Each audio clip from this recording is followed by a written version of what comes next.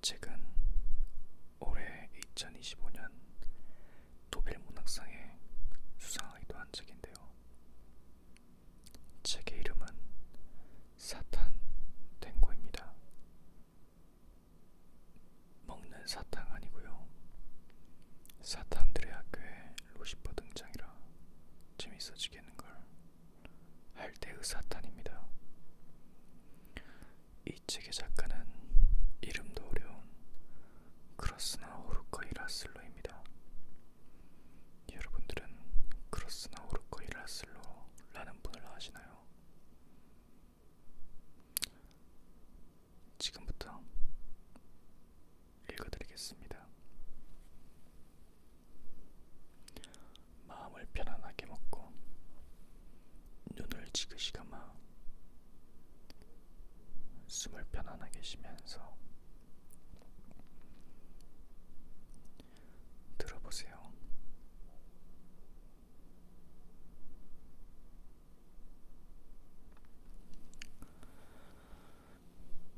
어느 10월의 아침, 끝없이 내릴 가을비의 첫 방울이 마을 서쪽에 갈라지고 소금기 먹은 땅으로 떨어질 즈음, 후토끼는 종소리에 잠에서 깨어났다. 소리가 들려올 가까운 데라곤 남서쪽으로 4km 떨어진 호마이스 지대의 외진 소성당 하나뿐인데 거기엔 종이 없는 데다 종탑은 전쟁 중에 무너졌으며 멀리 있는 도시의 소리가 여기까지 와 닿을 리도 없었다. 게다가 어쩐지 의기양양하게 울리는 종소리는 멀리서 들려오는 것 같지 않고 오히려 아주 가까운 곳으로부터 바람에 실려오는 것 같았다.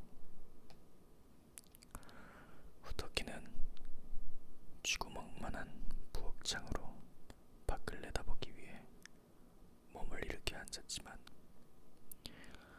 덕에 앉은 창유리 너머에는 종소리가 점점 희미해지는 가운데 새벽의 부름에 감싸여 기척없이 적막한 마을만 있을 뿐이었다. 다만 멀찍이 흩어져 있는 집들 가운데서 의사의 집, 가려진 창문에서만 한 가닥 빛이 틈으로 새어나왔는데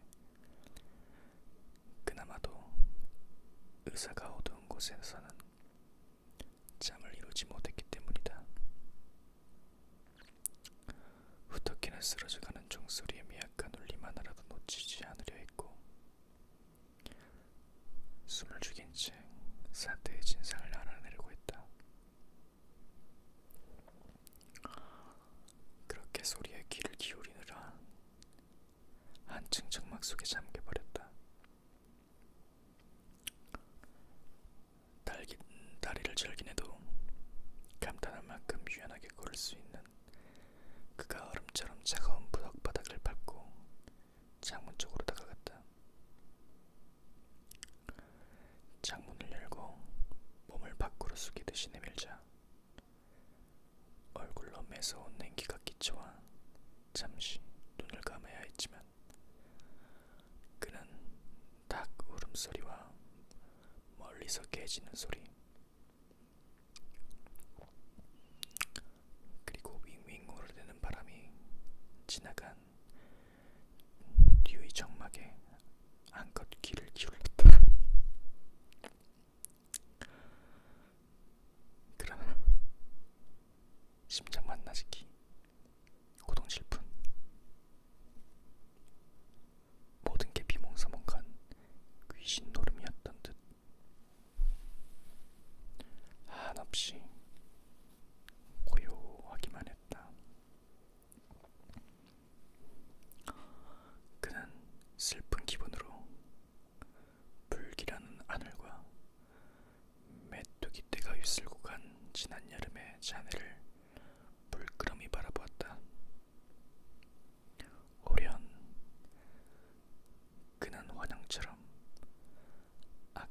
가지 위로 봄, 여름, 가을, 겨울.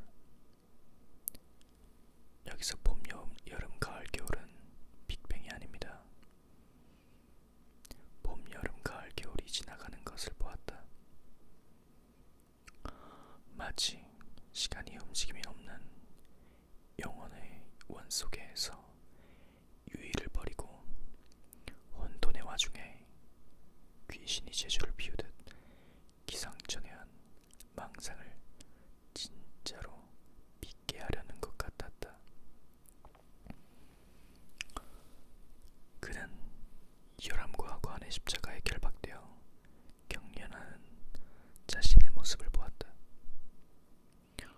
그런 그는 결국 냉혹한 질결 심판을 받고 어떤 계급 표식도 부여받지 못한 채 시체를 씻는 사람들과 웃으면서 부지런히 피부를 벗겨내는 자들에게 넘겨질 것이다.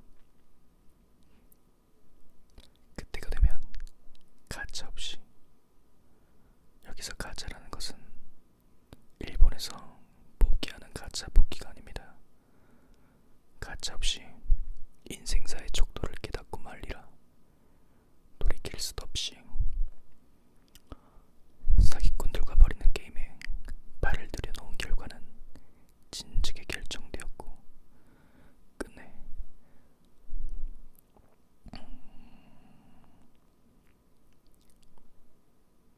그는 마지막 무기처럼 지녀온 안식처로 한 번 더 돌아가고픈 희망마저 빼앗기고 말 것이다. 그는 마을 동쪽으로 시선을 향해 한때는 삶의 소음으로 부산했으나 지금은 버려진 채 무너져가는 건물들과 붉게 부푼 해의 첫 햇살이 부서진 농가의 기와 없는 지붕 틈새로 떨어져 내리는 것을 비통한 심정으로 바라보았다. 결단을 내려야 해. 여기서는 더 살 수가 없어. 그는 도로 따뜻한 침대로 기어들어 발베개를 하고 누웠지만 눈이 감기지는 않았다.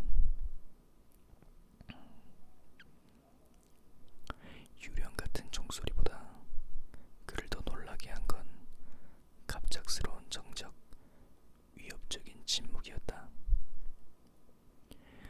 이제는 대체 무슨 일이 일어날지 알 수 없었다. 하지만 움직이는 건 아무것도 없었고 그 또한 침대에서 꼼짝하지 않았는데 돌연, 여기서 돌연은 도련님 할 때 돌연은 아닙니다. 돌연입니다. 돌연 주위에 말없는 물건들이 신경을 건드리는 대화를 시작했다. 찬장이 삐걱 소리를 내고 냄비가 덜그덕거렸으며 사기 접시가 딸각 내려앉았다. 여기서 사기 접시란 사기치는 접시가 아닙니다. 그는 화들짝 놀라 곁에서 땀내를 풍기며 자고 있던 슈미트 부인 등과 등을 마주하며 돌아누웠다. 그리고 침대 옆을 더듬어 잔에 담긴 물을 마시고 나자 그를 어린아이처럼 겁에 질리도록 만들었던 두려움이 물러갔다. 그는 한숨을 내쉬며 이마에 땀을 훔쳤다. 슈미트와 크라네르는 지금쯤 양떼를 몰고 그간의 염전지대에서 마을 북쪽의 농장으로 가 8개월 동안 죽도록이란 품삯을 받아오는 중이리라. 그들이 걸어서 마을로 돌아오려면 아직도 몇 시간이나 남았기에 그는 잠이나 더 자기로 했다. 눈을 감고 돌아누워 여자의 몸에 발을 올렸다.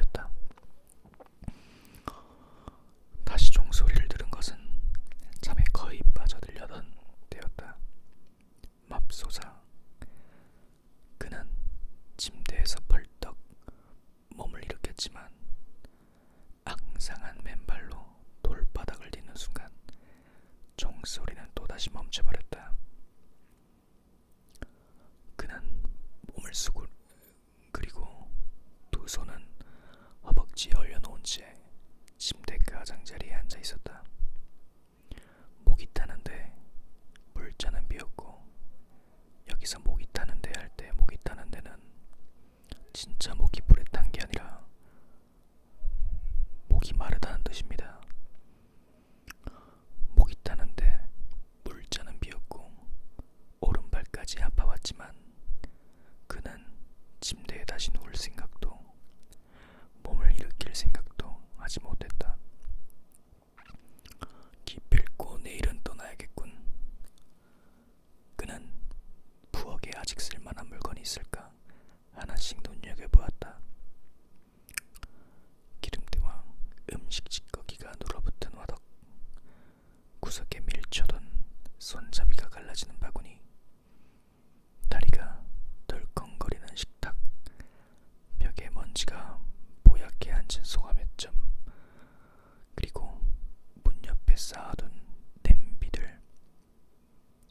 눈길은 마침내 훤해진 작은 창문에 가닿았다.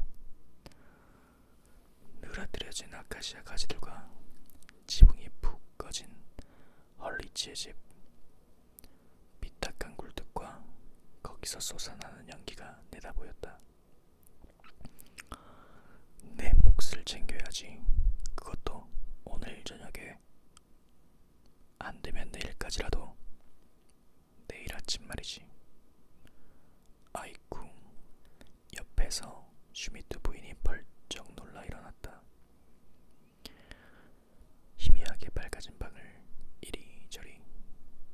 이리저리 둘러보며 헐떡거리던 그녀는 모든 게 원래대로임을 알자 안도하며 다시 뒤로 털썩 누웠다.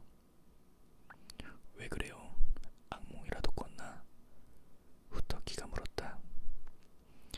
슈미트 부인은 아직까지도 놀람이 가시지 않은 듯 천장만 뚫어져라 쳐다보았다. 여기서 천장만 뚫어져라 쳐다본 것은 진짜 쳐다봤다고 해서 천장이 뚫리진 않죠. 오해하지 마십시오. 말도 마요. 오 하느님. 그녀는 손을 가슴에 갖다 대며 다시 숨을 몰아쉬었다. 이런 적은 처음이네. 어쨌냐면 내가 방에 앉아 있었는데, 그런데 누가 창문을 두드리는 거예요. 겁이 나서 열지는 못하겠고 커튼 너머로 엿보고 섰는데 등밖엔 보이지가 않아요. 막 붕꼬리를 흔들면서 소리를 질러대는 입이 보이고, 그 사람이 무슨 말을 하는지는 모르지만 얼굴이 아주 거칠고 눈은 유리로 만든 것 같아요. 끔찍해라. 그런데 갑자기 저녁 때 내가 문 열쇠를 한 바퀴만 돌려서 잠근 기억이 떠오르는 거야. 하지만 문까지 가기엔 이미 늦었지.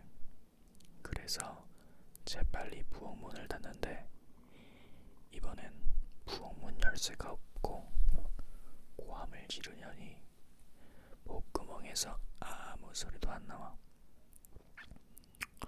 왜 이러지? 영문을 모르겠는데. 그런데 갑자기 창 너머에서 얼리치 부인이 가만히 웃고 있는 거예요. 그 여자 웃을 때 어떤지 당신도 알죠? 그 여자가 부엌을 들여다보고 있어요. 그리고 어떻게 된 건지 모르겠는데 갑자기 사라져버려요. 밖에 있던 사람은 발로 문을 차고 곧 안으로 돌아올 것만 같은데 부엌칼이 떠올라서 찬장으로 달려가니까 서랍이 걸려 열리지 않아서 당기고 또 당기면서, 여하튼 무서워서 죽을 지경이었다니까. 그 다음엔 문짝이 우지끈 뜯겨나가는 소리가 들려요. 벌써 누군가 현관으로 들어오는데 난 여전히 서랍도 열지 못하고 이제 그 사람이 부엌문 앞까지 와요. 나도 드디어 서랍을 여러 칼을 집어들었는데 그 오면서 점점 가까이 오는 거예요. 그런데 모르겠어. 갑자기 그 사람이 방 모퉁이 창문 아래 뻗어 있더라니까. 아, 맞다. 그 사람 주변에 파란색과 붉은색 냄비들이 널려 있었지. 냄비들이 온통 부엌안을 날아다닌 것처럼. 그런데 이젠 내 발밑 부엌 바닥이 움직이기 시작하네. 난 부엌이 통째로 자동차처럼 굴러가나 보다고 생각해요. 그 다음엔 어떻게 되는지 모르겠네. 이야, 정말 말이 많았죠. 말을 마친 그녀는 마음이 놓이는 듯 웃음을 터뜨렸다. 굉장하네. 후터키가 고개를 저었다. 난 어땠는지 알아? 종소리를 듣고 잠에서 깼다고. 에이, 설마. 그녀는 믿을 수 없다는 듯이 그를 바라보았다. 종소리? 어디서? 그걸 모르겠더라니까. 게다가 두 차례나. 한 번 들리고 또 한 번. 슈미트 부인도 고개를 저었다. 정신이 나가려나봐. 아니면 나도 그게 다 꿈이었으려나. 후토키가 두들거렸다. 조심해요. 오늘 무슨 일이 일어날 수도 있겠어. 슈미트 부인이 짜증을 내며 돌아누웠다. 늘 똑같은 소리. 그런 말 그만 좀 할 수 없나. 그 순간 뒷문이 찌걱 열리는 소리가 났다. 둘은 놀란 얼굴로 서로를 쳐다보았다. 남편이에요. 슈미트 부인이 급하게 속삭였다. 틀림없어. 후토키가 안절부절 못하며 일어나앉았다. 그럴 리가 없잖아. 아직 돌아올 때가 안 됐는데. 누가 알아요. 어서 가요. 후토키는 침대를 박차고 나와 옷가지를 움켜잡고 욕실로 들어가고선 문을 닫고 옷을 입었다. 내 지팡이는 밖에 따놔뒀구나. 슈미트 부부는 지난번부터 작은 방은 사용하지 않았다. 처음엔 녹색 곰팡이가 벽을 뒤덮더니 낡았지만 늘 깨끗하게 닦아 쓰는 장에 넣었던 수건이 침구에도 곰팡이가 슬었다. 몇 주가 지나자 파티 때 쓰려고 보관해두었던 식사 도구에 녹이 슬었고 레이스 식탁보를 깐 커다란 탁자의 다리가 헐거워졌다. 그뿐만이 아니었다. 겉에는 누렇게 색이 변하고 어느 날인가 전구까지 나가버려서 부부는 마침내 부엌을 옮겨가고 작은 방은 쥐와 거미들이 차지하고 말았다. 달리 뾰족한 수가 없었다. 후토키는 분간에 기댄 채 어떻게 하면 들키지 않고 집 밖으로 도망쳐 나갈지를 궁리했다. 하지만 방법이 없어 보였다. 밖으로 나가려면 부엌을 통과하는 수밖에 없었고, 그렇다고 창문에서 뛰어내리기엔 그는 너무 늙어 기력이 없었다. 결국 그라네르 부인이나 헐리치 부인에게 들키고 말 것이다. 두 여자는 호시탐탐 시기하는 눈빛으로 이 집에 일어나는 일들을 엿보았으니까 그의 지팡이가 슈미트의 눈에 띄면 슈미트는 집안에 어딘가 그가 숨어있다는 것을 알아챌 것이다. 만일 그런 사태가 벌어진다면 슈미트는 절대로 용서할 위인이 아니었기에 그가 일한 몫은 받지도 못할 터였다. 그리고 도망치듯 이 마을을 떠날 수밖에 없을 것이다. 이 농장이 조성되고 2년이 지난 뒤에 지금으로부터는 7년 전에 이곳이 흥한다는 소식을 듣고 그가 처음 왔을 때처럼 다 해진 바지에 빛바란 윗옷을 걸치고 굶주린 빈털터리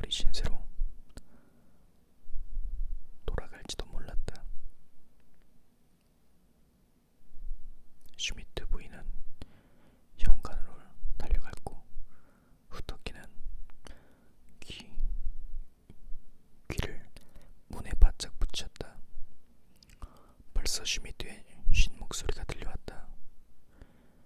여기서 쉰 목소리라는 것은 슈미트가 50살이 먹어서 목소리가 쉰 목소리가 아닙니다. 오해하지 마십시오. 헛된 짓 말고 내 말대로만 해. 마누라, 알겠지? 후터기는 속이 확 달아올랐다. 내 돈 덫에 걸린 기분이 들었지만 투덜거릴 시간이 없었다. 가만히 있을 때가 아니었기에 그는 창문으로 뛰어내리기로 했다. 창문 손잡이를 잡으려는 찰나 슈미트가 현관으로 가는 소리가 들렸다. 벌써 꺼질 모양이군. 후터기는 살금살금 문으로 되돌아가 숨을 죽이고 귀를 기울였다. 슈미트가 나가고 마당으로 통하는 뒷문이 닫히자 후터기는 가만가만 부엌으로 들어갔고 조마조마한 표정으로 서있는 슈미트 부인을 한 번 쓱 훑어본 다음 아무 말도 없이 문을 열고 밖으로 나갔다. 그런 다음 슈미트가 다시 집으로 들어간 게 분명해졌을 때 마치 방금 도착한 것처럼 소란스럽게 문을 두드렸다. 여보게, 아무도 없나? 슈미트. 그는 목청껏 부르며 혹시라도 슈미트가 도망칠 시간을 주지 않기 위해 재빨리 문을 열었다. 집을 빠져나가려고 막 부엌을 나온 슈미트 앞